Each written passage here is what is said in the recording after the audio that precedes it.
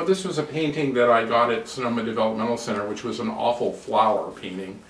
And they were throwing it away, so I took it, and I decided that I was going to paint a picture on it. So I took some gesso. I took, I think, 3 coats of it, and I did it in a very circular manner, and just embedded all kinds of what I consider to be information. And then when I started painting it, it was like kind of like a paint by numbers without numbers. But I sort of decided where the numbers were going to go, and I just sort of started filling it in. And after a couple of cups of coffee, I wound up with that.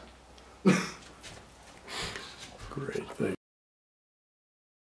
Yeah, this one is called Post-Earthquake Glen Ellen. And being as I live here, I look up on the hills and I keep seeing people putting starter castles all over Sonoma Mountain.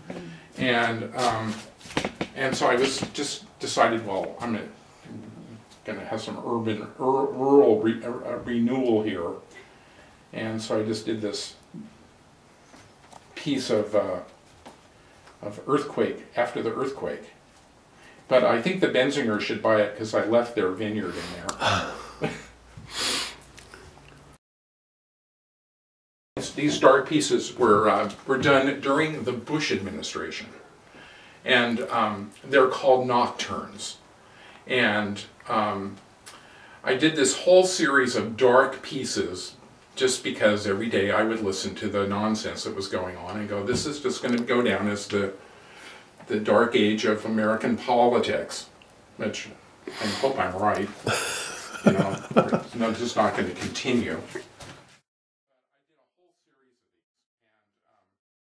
You're actually a political person too. Yeah, I vote. That's about it. You don't go around marching with signs? I don't go around marching with signs. I kind of think that that's almost counterproductive, but I vote, and I'm usually appalled of what goes on in the name of politics. Well, I don't think it's, because I worked for the government, I know that it's constantly compromise solution, which is no solution at all. You know, when you watch your job disappear in the name of politics.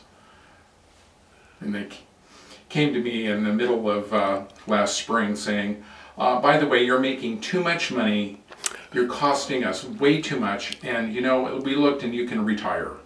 So why don't you just do us a favor and retire?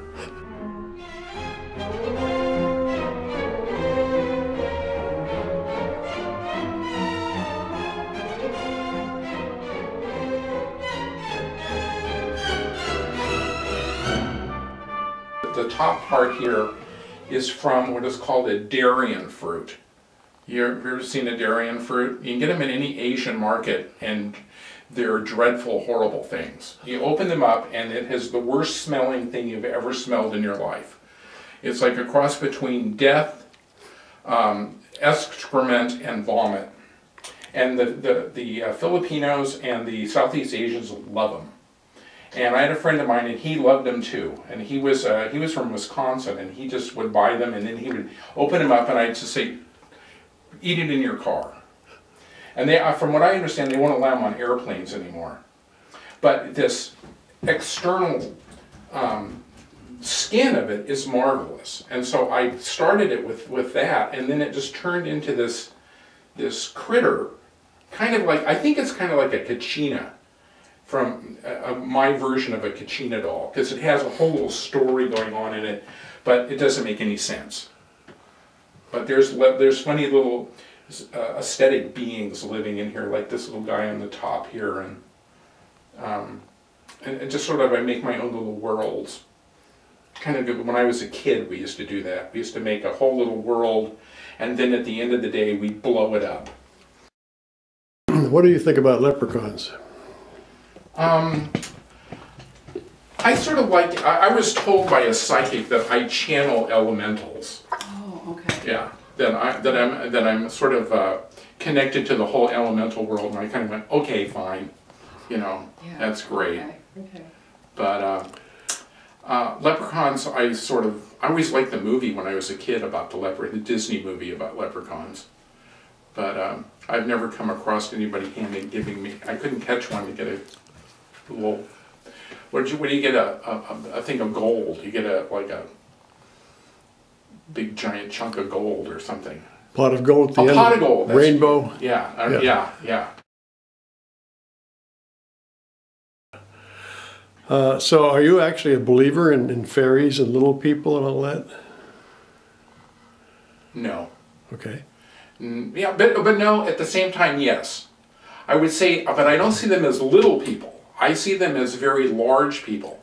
And if you look at my landscape paintings, you'll notice that the trees have heads. And being that I was one of these people that fortunately grew up in the 60s, I had taken large amounts of hallucinogens. And if you take hallucinogens and you're nearsighted like I am, trees look like talking heads. And I would have these experiences that these beings were but they were much more large spiritual beings, I think. I think this planet there's a whole lot of other people there's a whole other civilization going on here with us. And so I would think that they were sort of like in still time, they were communicating with one another, and I was picking that up.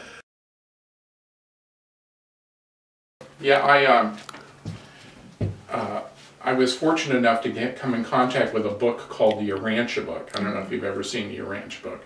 So I've been reading the Urantia book for the last 35 years. And it has a very similar take on it, that we're, just part of a multiple dimensional thing going on here. And I sometimes think that art is really just an equation, or that an equation is, Einstein believed it was that they had to be beautiful, his equations. Oh, okay.